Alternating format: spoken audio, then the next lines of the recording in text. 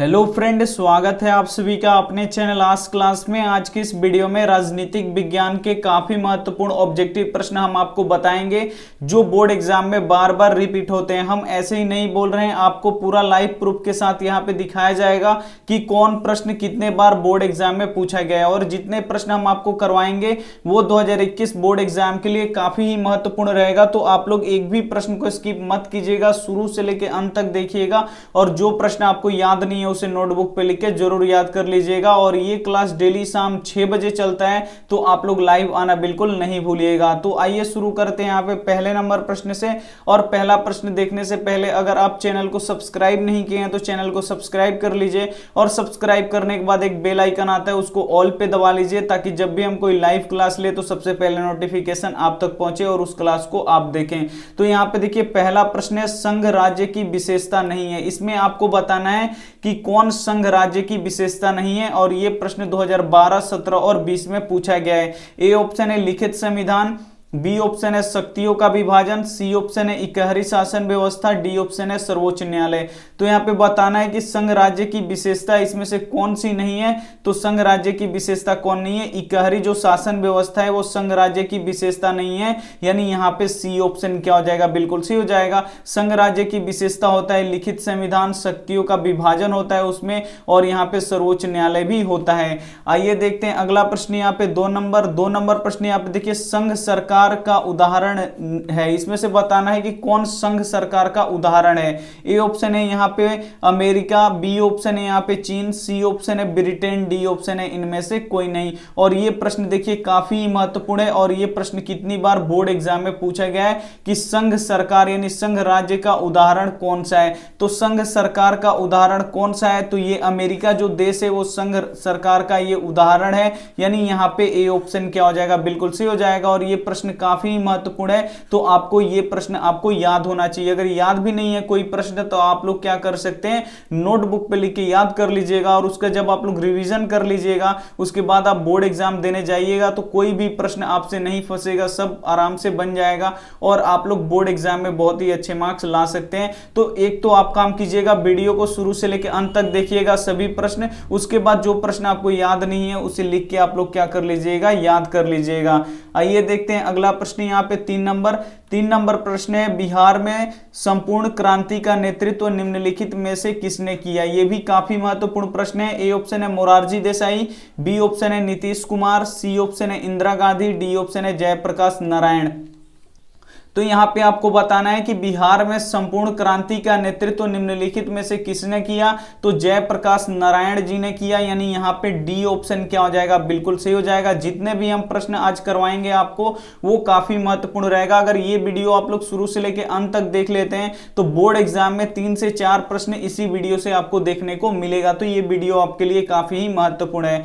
आइए देखते हैं 4 नंबर प्रश्न। यहाँ पे 4 नंबर प्रश्न है, भारत में 1977 में हुई आम चुनाव में किस पार्टी को बहुमत मिला? ए ऑप्शन है यहाँ पे कांग्रेस पार्टी को, बी ऑप्शन है जनता पार्टी को, सी ऑप्शन है कम्युनिस्ट पार्टी को, डी ऑप्शन है किसी भी पार्टी को नहीं। तो यहाँ पे आपको बताना है कि भारत में 1977 में हुए आम चुनाव में किस पार्टी को बहुमत मिला? तो ये जनता पार्टी को मिला, यानी यहाँ पे बी ऑप्शन क्या हो जाएगा? बिल्कुल सही हो जाएगा। 1977 में के आम चुनाव में किस पार्टी को बहुमत मिला था? तो जनता पार्टी को मिला था, यानी यहाँ पे बी ऑप्शन क्या हो जाएगा? बिल्कुल सही हो जाएगा। ये देखते हैं 5 नंबर प्रश्न, और 5 नंबर प्रश्न काफी महत्वपूर्ण है। चिपको आंदोलन निम्नलिखित में से किससे संबंधित है? जो चिपको आंदोलन है वो किससे संबंधित है आपको बताना है, और ये प्रश्न 2017 और 2018 में पूछा गया है। ए ऑप्शन है पेड़ काटने की विरोध से, बी ऑप्शन है आर्थिक शोषण की मुक्ति से, सी ऑप्शन है शराबखोरी के विरुद्ध आवाज से, डी ऑप्शन है यहाँ पे कांग्रेस पार्टी के विरोध से। तो यहाँ पे बताना है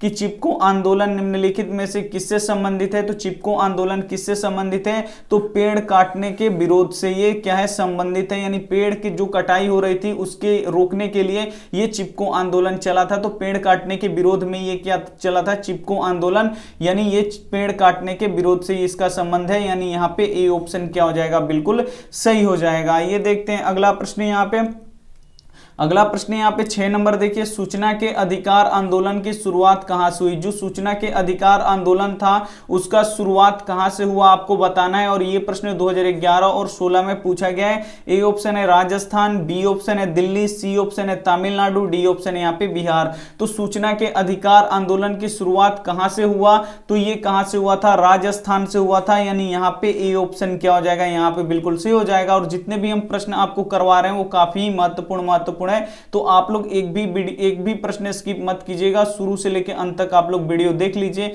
उसके बाद आपसे यहाँ पे 3 से 4 प्रश्न का जवाब इसी वीडियो से आपको मिलेगा 2021 बोर्ड एग्जाम में। 7 नंबर प्रश्न यहाँ पे देखिए, सूचना के अधिकार संबंधित कानून कब बना। जो सूचना के अधिकार संबंधित कानून था वो कब बना, और ये प्रश्न काफी बार पूछा गया है। ए ऑप्शन यहाँ पे 2004 में, बी ऑप्शन है 2005 में, सी ऑप्शन है यहाँ पे 2006 में, डी ऑप्शन है 2007 में।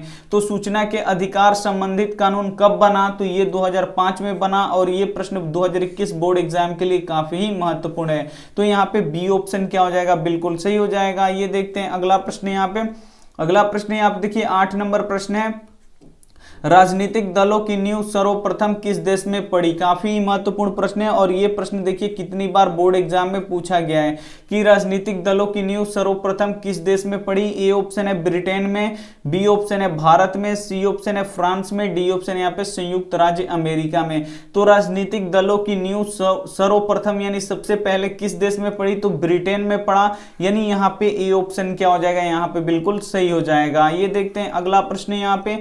अगला प्रश्न यहाँ पे देखिए 19 नंबर प्रश्न है, यहाँ पे किस देश में बहुदलीय व्यवस्था नहीं है। यहाँ पे बताना है कि वो कौन सा देश है जहां पे बहुदलीय व्यवस्था नहीं है। ए ऑप्शन है पाकिस्तान, बी ऑप्शन है भारत, सी ऑप्शन है बांग्लादेश, डी ऑप्शन है ब्रिटेन। तो यहाँ पे आपको बताना है कि किस देश में बहुदलीय व्यवस्था नहीं है। तो जो ये ब्रिटेन है इसमें क्या है, बहुदलीय व्यवस्था नहीं है, यानी यहाँ पे डी ऑप्शन क्या हो जाएगा, यहाँ पे बिल्कुल सही हो जाएगा। और ये प्रश्न 2011 और 2015 में पूछा गया है। आइए देखते हैं अगला प्रश्न यहाँ पे 10 नंबर प्रश्न है यहाँ पे, दल बदल कानून निम्नलिखित में से किस पर लागू होता है। जो दल बदल कानून है वो किस पर लागू होता है, और ये प्रश्न 2018 और 2020 में पूछा गया है। ए ऑप्शन है यहाँ पे सांसदों और विधायकों पर, बी ऑप्शन है राष्ट्रपति पर, सी ऑप्शन है उपराष्ट्रपति पर, डी ऑप्शन है उपयुक्त में से सभी पर। तो यहाँ पे आपको बताना है कि जो दल बदल कानून है वो किस पर लागू होता है। तो दल बदल कानून सांसदों और विधायकों पर लागू होता है, यानी यहाँ पे ए ऑप्शन क्या हो जाएगा, यहाँ पे बिल्कुल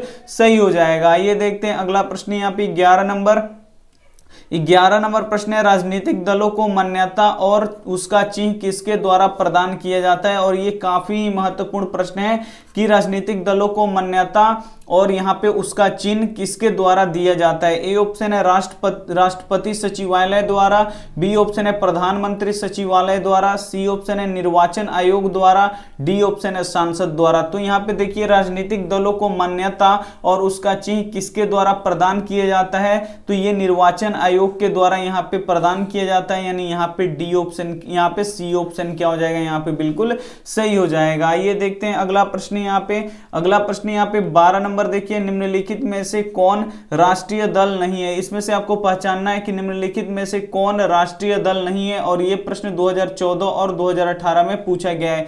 ए ऑप्शन है यहाँ पे राष्ट्रीय जनता दल, बी ऑप्शन है यहाँ पे Bahujan Samaj party, C option है लोक जनशक्ति पार्टी, डी ऑप्शन है भारतीय जनता पार्टी। तो निम्नलिखित में से कौन राष्ट्रीय दल नहीं है, तो यहाँ पे देखिए लोक जनशक्ति पार्टी ये क्या है, राष्ट्रीय दल नहीं है, यानी यहाँ पे सी ऑप्शन क्या हो जाएगा, यहाँ पे बिल्कुल सही हो जाएगा। ये देखते हैं 13 नंबर प्रश्न यहाँ पे। 13 नंबर प्रश्न है, जनता दल यूनाइटेड पार्टी का गठन कब हुआ। काफी महत्वपूर्ण प्रश्न है कि जनता दल यूनाइटेड पार्टी का गठन कब हुआ, और ये प्रश्न 2015, 18 और 20 में पूछा गया है। ए ऑप्शन है 1992 ईस्वी में, बी ऑप्शन है 1999 ईस्वी में, सी ऑप्शन है 2000 ईस्वी में, डी ऑप्शन है 2004 ईस्वी में। तो जो जनता दल यूनाइटेड पार्टी है उसका गठन कब हुआ था, 1999 ईस्वी में हुआ था, यानी यहाँ पे बी ऑप्शन क्या हो जाएगा, यहाँ पे बिल्कुल सही हो जाएगा। ये देखते हैं अगला प्रश्न यहाँ पे।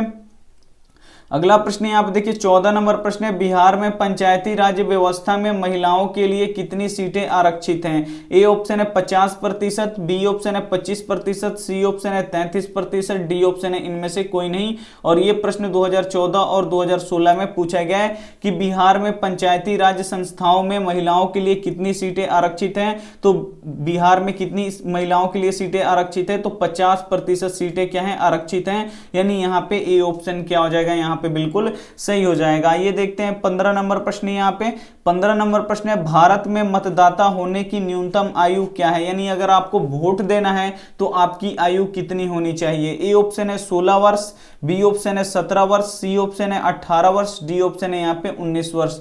तो भारत में मतदाता होने के लिए यानी वोट डालने के लिए न्यूनतम आयु कितनी होनी चाहिए? तो 18 वर्ष का होना बहुत ही जरूरी है। 18 वर्ष का हो जाइएगा तो आपका यहाँ पे वोट देने का अधिकार मिल जाता है। यानी यहाँ पे सी ऑप्शन क्या हो जाएगा? यहाँ पे बिल्कुल सही हो जाएगा। ये देखते हैं अगला प्रश्न। यहाँ पे अगला प्रश्न यहाँ पे देखिए 16 नंबर, लोकतंत्र की सफलता निर्भर करता है। जो लोकतंत्र की सफलता होता है वो किस पर निर्भर करता है? ए ऑप्शन है नागरिकों की उदासीनता पर, बी ऑप्शन है यहाँ पे नागरिकों की गैर कानूनी कार्रवाई पर, सी ऑप्शन है नागरिकों की विवेकपूर्ण सहभागिता पर, डी ऑप्शन है नागरिकों द्वारा अपनी जाति के हित की रक्षा के लिए नागरिकों की विवेकपूर्ण सहभागिता पे। तो लोकतंत्र की सफलता किस पर निर्भर करता है? तो लोकतंत्र की यहाँ पे सफलता यहाँ पे नागरिकों की विवेकपूर्ण सहभागिता पर निर्भर करता है। यानी यहाँ पे सी ऑप्शन क्या हो जाएगा? बिल्कुल सही हो जाएगा। और ये प्रश्न 2019 और 20 में पूछा गया है। आइए देखते हैं 17 नंबर प्रश्न। यहाँ पे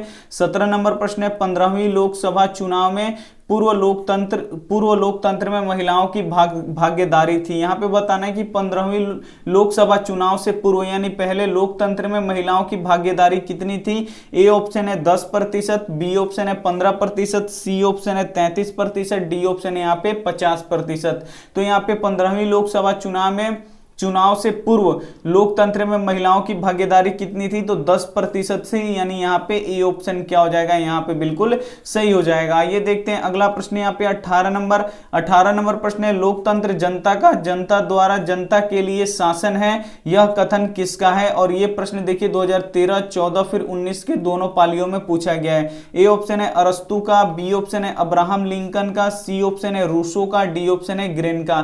तो यहाँ पे बताना है कि लोकतंत्र जनता का, जनता द्वारा जनता के लिए शासन है, यह कथन किसका है? तो अब्राहम लिंकन का है। यानी यहाँ पे क्या हो जाएगा? बी ऑप्शन क्या हो जाएगा? यहाँ पे बिल्कुल सही हो जाएगा। ये देखते हैं अगला प्रश्न। यहाँ पे 19 नंबर देखिए, भारत में सर्वोच्च न्यायालय के मुख्य न्यायाधीश की नियुक्ति कौन कराता है? जो भारत के सर्वोच्च न्यायालय होते हैं उसके जो मुख्य न्यायाधीश होते हैं उनकी नियुक्ति कौन करता है? ए ऑप्शन है प्रधानमंत्री, बी ऑप्शन है राष्ट्रपति, सी ऑप्शन है सांसद, डी ऑप्शन है यहाँ पे उपराष्ट्रपति। तो भारत में सर्वोच्च न्यायालय के मुख्य न्यायाधीश की नियुक्ति कौन करता है? तो राष्ट्रपति करते हैं। यानी यहाँ पे बी ऑप्शन क्या हो जाएगा? यहाँ पे बिल्कुल सही हो जाएगा। और ये प्रश्न 2014 में पूछा गया है। आइए देखते हैं अगला प्रश्न। यहाँ पे 20 नंबर प्रश्न है, भारत में किस तरह के लोकतंत्र का व्यवस्था किया गया है? यहाँ पे बताना है कि भारत में किस तरह के लोकतंत्र की व्यवस्था की गई है। ए ऑप्शन है प्रत्यक्ष, बी ऑप्शन है अप्रत्यक्ष, सी ऑप्शन है प्रत्यक्ष अप्रत्यक्ष दोनों, डी ऑप्शन है इनमें से कोई नहीं। और ये प्रश्न काफी महत्वपूर्ण है कि भारत में किस तरह के लोकतंत्र की व्यवस्था की गई है। और ये प्रश्न 2014 और 18 में पूछा गया है कि भारत में किस तरह के लोकतंत्र की व्यवस्था की गई है। तो अप्रत्यक्ष लोकतंत्र की यहाँ पे व्यवस्था की गई है। यानी यहाँ पे बी ऑप्शन क्या हो जाएगा? बिल्कुल सही हो जाएगा। ये देखते हैं अगला प्रश्न। यहाँ पे अगला प्रश्न यहाँ पे देखिए 21 नंबर प्रश्न है, सांप्रदायिक राजनीति आधारित होती है। जो सांप्रदायिक राजनीति होती है वो किस पर आधारित होती है? ए ऑप्शन है धर्म पर, बी ऑप्शन है जाति पर, सी ऑप्शन है क्षेत्र पर, डी ऑप्शन है इनमें से कोई नहीं। तो यहाँ पे बताना है कि सांप्रदायिक राजनीति किस पर आधारित होती है? तो सांप्रदायिक राजनीति हमेशा जाति पर आधारित होती है। यानी यहाँ पे बी ऑप्शन क्या हो जाएगा? बिल्कुल सही हो जाएगा। ये देखते हैं अगला प्रश्न। अगला प्रश्न यहाँ पे देखिए 22 नंबर प्रश्न है, लिच्छवी गणतंत्र भारत के किस राज्य में अवस्थित है? जो यहाँ पे लिच्छवी गणतंत्र है वो भारत के किस राज्य में अवस्थित है आपको बताना है। ए ऑप्शन है बिहार, बी ऑप्शन है राजस्थान, सी ऑप्शन है महाराष्ट्र, डी ऑप्शन है त्रिपुरा। तो जो ये लिच्छवी गणतंत्र है वो भारत के किस राज्य में स्थित है? तो ये बिहार में स्थित है। यानी यहाँ पे ए ऑप्शन क्या हो जाएगा? यहाँ पे बिल्कुल सही हो जाएगा। जो लिच्छवी गणतंत्र है वो बिहार में स्थित है। यानी यहाँ पे ए ऑप्शन क्या हो जाएगा? बिल्कुल सही हो जाएगा। ये देखते हैं अगला प्रश्न यहाँ पे देखिए 23 नंबर प्रश्न है, धर्म को राजनीति से अलग नहीं किया जा सकता, यह किसने कहा था। काफी महत्वपूर्ण प्रश्न है कि धर्म को राजनीति से अलग नहीं किया जा सकता, यह किसने कहा था। ए ऑप्शन है महात्मा गांधी जी ने, बी ऑप्शन है जवाहरलाल नेहरू जी ने, सी ऑप्शन है जयप्रकाश नारायण जी ने, डी ऑप्शन है मदन मोहन मालवीय जी ने। तो यहाँ पे आपको बताना है कि धर्म को राजनीति से अलग नहीं किया जा सकता, यह किसने कहा है। तो महात्मा गांधी जी ने कहा है, यानी यहाँ पे ए ऑप्शन क्या हो जाएगा, बिल्कुल सही हो जाएगा। ये देखते हैं अगला प्रश्न यहाँ पे। अगला प्रश्न यहाँ पे 24 नंबर है, कृषि कार्य में महिलाओं की भागीदारी है। यहाँ पे बताना है कि जो कृषि कार्य है उसमें महिलाओं की भागीदारी कितनी है। ए ऑप्शन है यहाँ पे 50%, बी ऑप्शन है 40%, सी ऑप्शन है 10%, डी ऑप्शन है यहाँ पे 20%। तो कृषि कार्य में महिलाओं की भागीदारी कितनी है, तो यहाँ पे 40% है, यानी यहाँ पे क्या हो जाएगा, बी ऑप्शन क्या हो जाएगा, यहाँ पे बिल्कुल सही हो जाएगा। ये देखते हैं अगला प्रश्न यहाँ पे। अगला प्रश्न है आप देखिए 25 नंबर प्रश्न है, क्षेत्रवाद की भावना का एक कुपरिमाण है। और ये प्रश्न 2020 में पूछा गया है कि क्षेत्रवाद की भावना का एक कुपरिमाण कौन है। ए ऑप्शन है अपने क्षेत्र से लगाव, बी ऑप्शन है राष्ट्रहित, सी ऑप्शन है राष्ट्रीय एकता, डी ऑप्शन है अलगाववाद। तो क्षेत्रवाद की भावना का एक कुपरिमाण क्या है, तो ये एक अलगाववाद है, यानी यहाँ पे डी ऑप्शन क्या हो जाएगा, यहाँ पे बिल्कुल सही हो जाएगा। ये देखते हैं अगला प्रश्न यहाँ पे। अगला प्रश्न यहाँ पे देखिए, लोकतंत्र के मार्ग की सबसे बड़ी बाधा क्या है। जो लोकतंत्र के मार्ग है उसकी सबसे बड़ी बाधा क्या है, आपको यहाँ पे बताना है। ए ऑप्शन है लोकतंत्र की आस्था, बी ऑप्शन है अशिक्षा, सी ऑप्शन है सामाजिक समानता, डी ऑप्शन है यहाँ पे राजनीतिक जागृति। तो यहाँ पे देखिए लोकतंत्र के मार्ग में सबसे बड़ी बाधा क्या है, तो जो अशिक्षा है वो लोकतंत्र की मार्ग की सबसे बड़ी यहाँ पे बाधा है, यानी यहाँ पे बी ऑप्शन क्या हो जाएगा, यहाँ पे बिल्कुल सही हो जाएगा। ये देखते हैं अगला प्रश्न यहाँ पे। अगला यहाँ पे देखिए होमवर्क प्रश्न है। तो होमवर्क प्रश्न देखने से पहले प्लीज वीडियो को लाइक कर दीजिए और चैनल को सब्सक्राइब नहीं किए तो चैनल को सब्सक्राइब कर लीजिए। और 8 बजे क्रैश कोर्स चलेगा रात में, तो आप लोग बिल्कुल लाइव आना बिल्कुल नहीं भूलिएगा। और जिनको सेट प्रैक्टिस करना है वो सुबह 5 बजे सेट चलता है, यानी मॉडल पेपर चलता है। तो एक मॉडल पेपर हर एक विषय का सॉल्व कराया जाता है। तो अगर आपको मॉडल पेपर सॉल्व करना है तो आप यहाँ पे 5 बजे सुबह में आप यहाँ पे जुड़ सकते हैं।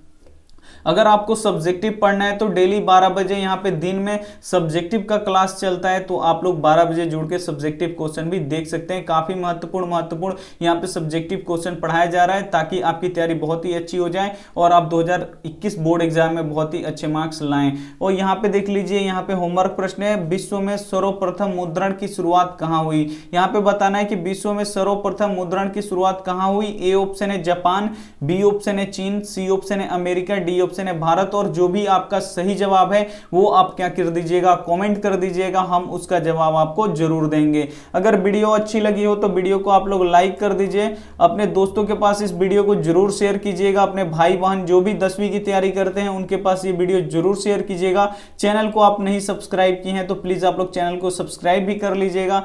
थैंक यू फॉर वॉचिंग, मिलते हैं अगली वीडियो में, तब तक आप मन लगा के पढ़ाई कीजिए और अपना ध्यान रखिए। Take care and bye.